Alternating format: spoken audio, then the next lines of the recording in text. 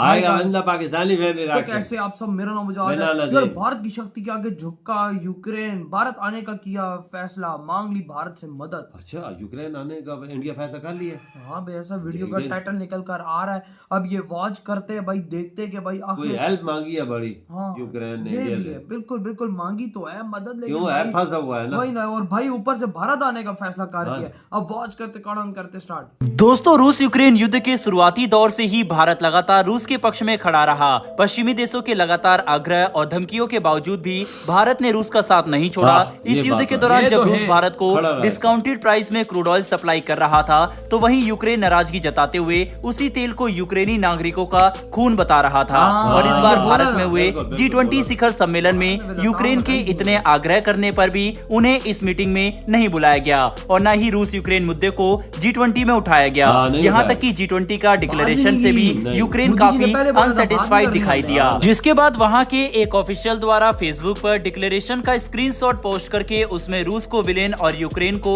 Victim दिखाकर red colour से काफी करेक्शन की गई थी। और इन सब वाक्यों से हम समझ सकते हैं कि यूक्रेन का भारत पर नाराजगी व्यक्त करना काफी आम बात है। लेकिन इसी दौरान अब एक और खबर निकलकर सामने आ रही है, जहां यूक्रेन के राष्ट्रपति जेलेंस्की भारत से अपने संबंध सुधारने के लिए अब एक बहुत बड़ा कदम उठाने जा रहे हैं। लेकिन वहीं इस कदम से भारत के फ्रेंड रूस का क्या रिएक्शन होगा, वो भी हम डिस्कस करेंगे आज की इस वीडियो में। तो इस वीडियो को अंत तक जरूर देखिएगा। लेकिन उससे पहले अगर आप हमारे चैनल पर पहली बार आए हैं तो नीचे दिए गए सब्सक्राइब बटन को प्रेस कर बेल आइकन जरूर दबा ले, जिससे कि हमारी लेटेस्ट वीडियो की जानकारी आप तक सबसे पहले पहुंच सके। दरअसल दोस्तों, यूक्रेन के राष्ट्रपति जेलेंस्की इस साल के अंत में भारत आने के लिए अपनी इच्छा जाहिर कर रहे हैं, जिसके लिए यूक्रेनी राजनयिकों की एक टीम ने भारत से संपर्क किया। और आपको बता दें कि इस प्रस्तावित यात्रा को लेकर चर्चा फिलहाल तो अभी शुरुआती दौर में है। तो वहीं अगर ये यात्रा सफल होती है तो ये यात्रा दोनों देशों के संबंधों में एक महत्वपूर्ण मील का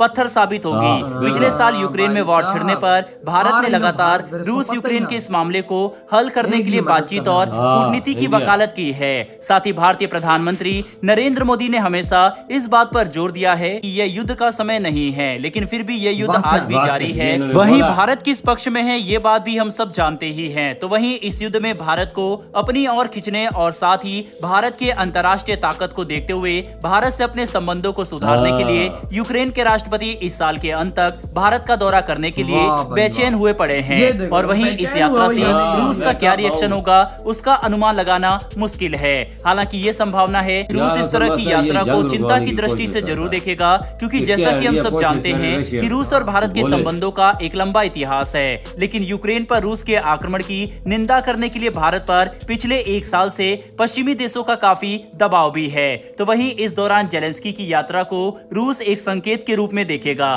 कि शायद भारत अब पश्चिम देशों के करीब जा रहा है और खुद को रूस से दूर कर रहा है। साथ ही रूस को यह भी चिंता हो सकती है कि जेलेंस्की की यात्रा का उपयोग पश्चिम द्वारा यूक्रेन के लिए समर्थन जुटाने और भारत पर रूस के खिलाफ मजबूत रुख अपनाने को लेकर दबाव डालने के लिए किया जाएगा। ऐसे में रूस कोई बड़ा कदम उठाता है या फिर इस यात्रा को पूरी तरह से इग्नोर करता है, अब ये देखने का विषय होगा। हालांकि भारत इस युद्ध में मीडिएटर की भूमिका भी निभा सकता है, क्योंकि भारत रूस के काफी करीब है और जेलेंस्की अगर भारत आते हैं, वहीं उनकी भारत के प्रधानमंत्री से इस विषय में कोई बात होती है तो भारत इस युद्ध में एक अहम भूमिका निभा सकता है। बहरहाल दोस्तों, बढ़ते हमारी दूसरी खबर की तरफ, जो कि कनाडा द्वारा लगाए गए भारत और भारतीय सीक्रेट एजेंसियों पर आरोप के चलते अमेरिका के स्टैंड को लेकर आ रही है।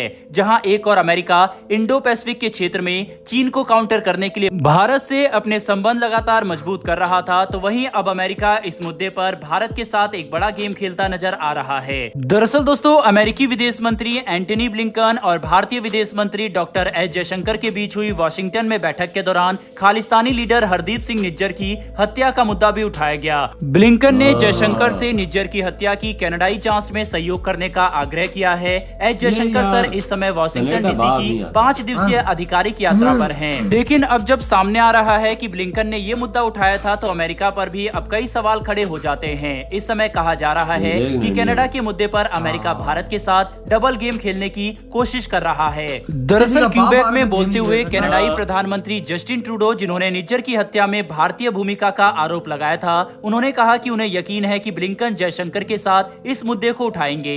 साथ ही बताया कि अमेरिकी विदेश मंत्री निश्चित रूप से इस मामले पर भारत सरकार के साथ चर्चा करेंगे। तो तो वहीं पर न्यूज एजेंसी रॉयटर्स की रिपोर्ट के अनुसार एक अमेरिकी अधिकारी ने भी ये कंफर्म करते हुए बताया है कि ब्लिंकन ने अपनी बैठक में कनाडाई मामले को उठाया और भारत सरकार से कनाडा जांच में सहयोग करने का आग्रह किया। हालांकि विदेश विभाग के बयान में इस मुद्दे का कोई जिक्र नहीं किया गया। एस जयशंकर और ब्लिंकन की इस मुलाकात के बाद अपनी वेबसाइट और अमेरिकी विदेश विभाग के औपचारिक बयान में निज्जर की हत्या या फिर कनाडा का कोई जिक्र नहीं किया गया। साफ है दोस्तों कि अमेरिका इस समय डबल गेम खेल रहा है। एक तरफ भारत के साथ होने की बातें कर रहा है तो दूसरी तरफ इस मामले में कनाडा का साथ भी दे रहा है। बहरहाल दोस्तों इस वीडियो में इतना ही। इन दोनों ही विषय के ऊपर आपकी क्या राय है? वीडियो खत्म। भाई साहब कोई जोर डाले या ना डाले, भारत वो करेगा जो उसके फायदे, मर्जी होगी, जो मुल्क के लिए फायदा और वो जो उसके लिए फायदा होगा। भारत नहीं है कि अमेरिका क्या बोल रहा है तो क्या बोलता है। तो अमेरिका ने तो तब भी बोला था कि तेल ना लो, तो भारत ने लिया था। लेकिन भाई यूक्रेन का पीएम भाई उतावला हुआ है भारत आने के लिए और इस साल के एंड में कोई 1-2 महीने ही रह गए हैं। बस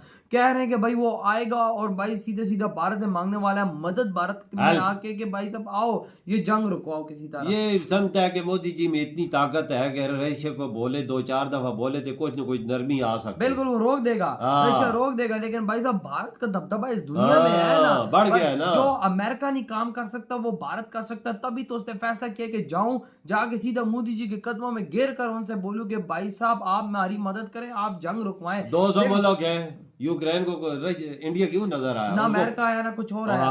देख के जब शुरू में देखो यूक्रेन ने बड़े उंगलियां उठाई हैं भारत पे, कहता था कि भाई साहब ये जो तुम इनसे तेल ले रहे पैसे ये भाई यूक्रेनी खून है, लोग मार रहे थे तुम फायदा उठा रहे। और भाई से यानी यही था ना कि तुम पैसे दे रहे हो, ये पैसों के हथियार वो लेके हमें मार रहे हैं। देखो इतनी गलत बात उस टाइम उन्होंने बोली थी। अभी देखो खुद लाइन पर आया है, खुद भारत आने का उसने फैसला कर लिया। और भाई रिक्वेस्ट है भारत से कर रहा है कि मुझे बहुत जल्दी इस पे बातें करो ताकि मैं भारत और मुझे तुम लोगों से मदद चाहिए। बिल्कुल किसी मुल्क में इतनी ताकत नहीं कि रशिया के प्रेसिडेंट से बात करे।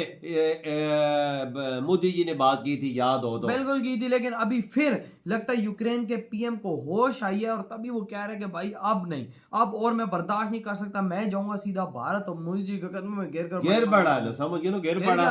देखो किस तरह था, एक टाइम था वो इतनी हेकड़ियां दिखा रहा था, लेकिन आज देखो वो भारत से रिक्वेस्ट कर रहा है कि भाई। और देखो G20 में भारत ने यूक्रेन का नाम भी नहीं लेने दिया। भारत ने एक बात बोली थी G20 से पहले, मुझे अच्छे से याद है, मोदी जी ने बोला था कि अगर तुम लोगों ने G20 में यूक्रेन का मुद्दा उठाया तो खैर किसी भाई ये गंदा करने वाली काम होता है ना। इसको ये जंग वाला माहौल तो नहीं ना, ये एक चीज थी जो हो गई। हाँ वही ना। लेकिन G20 में नाम भी नहीं लिया, सही किया, नाम भी नहीं लिया गया। देखो मोदी जी की बात कितना दबदबा था कि किसी ने यूक्रेन का यू भी नहीं लिया। बिल्कुल भाई बोला ना कि हमारे रशिया से बड़े अच्छे ताल्लुकात है, नाम तक कोई ना ले। ये बात होती है ना मुल्कों की, होती है कि इस टेबल पे इस चीज की आपस में बातचीत लगे रहते हैं हमें। लेकिन देखो किसी ने चू भी नहीं की उस मामले में। और आज उसको अक्ल आई है, उसको भी पता लग गया कि भारत जब पूरी दुनिया को बोला और किसी ने नाम तक मेरा नहीं लिया, तो अगर मैं खुद ही वहां पर जाऊंगा तुम हेल्प मांगोगे तो वो मेरी मदद कर भी। बिल्कुल बिल्कुल बिल्कुल मदद करेंगे। अब अकल आ गई है ना। तो यार आपकी क्या थॉट है? वीडियो खत्म कर दे तो